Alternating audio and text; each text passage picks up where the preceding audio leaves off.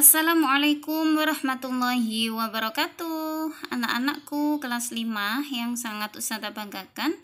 Bagaimana kabar kalian hari ini? Sehat ya? Alhamdulillah anak-anak, hari ini kita kembali belajar di tema 1, subtema 3 tentang organ gerak hewan dan manusia, yaitu lingkungan dan manfaatnya. Oke anak-anak, sebelum kita mulai belajar, kita baca basmalah terlebih dahulu. Semoga apa yang kita pelajari hari ini bermanfaat ya. Bismillahirrahmanirrahim. Baiklah anak-anak, simak baik-baik penjelasan Ustazah. Yang pertama adalah menentukan ide pokok dalam teks. Sebuah teks terdiri dari beberapa paragraf. Setiap paragraf memiliki ide pokok yang berbeda. Ide pokok merupakan inti atau dasar permasalahan dalam suatu teks. Dengan mengetahui ide pokok yang terkandung dalam suatu teks, kamu akan lebih mudah mengetahui masalah utama yang disajikan di dalam teks tersebut. Yang kedua adalah menentukan ide pokok berdasarkan gambar. Kamu dapat menentukan ide pokok dari gambar. Nah, bagaimana caranya? Caranya adalah yang pertama, perhatikan apa saja yang ada pada gambar dan bagaimana situasi dalam gambar. Yang kedua, kamu dapat menentukan ide pokok dari gambar berdasarkan objek-objek yang ada pada gambar tersebut. Kemudian, bagaimana menuliskan ide pokok dari teks? Nah, ayo ingat kembali cara menentukan ide pokok dari sebuah paragraf.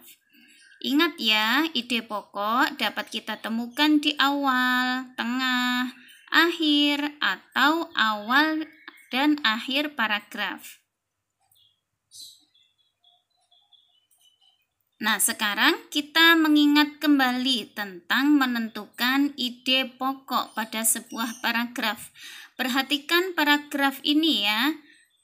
Sebuah teks yang berjudul Gerabah dari Pulau Madura. Di situ terdapat 2 paragraf ya. Nah, mari kita tentukan paragraf yang pertama, di manakah ide pokoknya? Ide pokoknya adalah salah satu warisan karya budaya yang sangat luas persebarannya dan mampu bertahan hingga sekarang adalah gerabah, yakni barang pecah belah dari tanah bakar yang dibuat secara tradisional. Kemudian, di manakah ide pokok pada paragraf kedua? Ide pokok pada paragraf kedua adalah pada situs-situs kebudayaan dan purbakala banyak dijumpai gerabah atau tembikar yang difungsikan sebagai peralatan atau perkakas rumah tangga untuk keperluan peribadatan serta penguburan mayat. Dari paragraf tersebut kita bisa menentukan ide pokok. Nah, ini adalah ide pokok pertama, paragraf pertama dan paragraf kedua.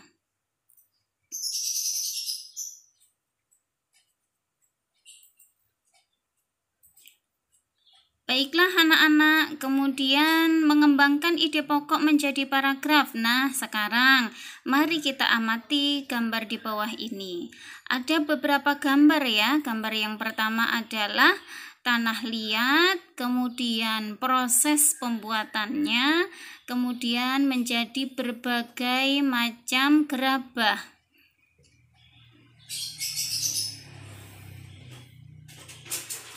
Sekarang mari kita mengembangkan ide pokok menjadi paragraf. Dari gambar tersebut anak-anak, kita tentukan ide pokoknya. Yang pertama, tanah liat banyak kegunaannya. Dari gambar yang kedua, maka kita bisa menuliskan ide pokok yaitu proses pembuatan gerabah dari tanah liat. Dan gambar yang terakhir, maka ide pokoknya kita bisa menuliskan macam-macam peralatan yang terbuat dari tanah liat. Oke, anak-anakku, kamu sudah bisa menentukan ide pokok dari sebuah bacaan. Sekarang, kembangkan ide-ide pokok tersebut menjadi sebuah paragraf.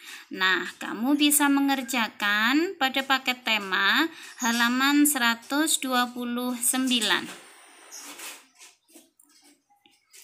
Alhamdulillah, pembelajaran kita hari ini telah selesai. Semoga apa yang Ustazah sampaikan bermanfaat bagi kamu.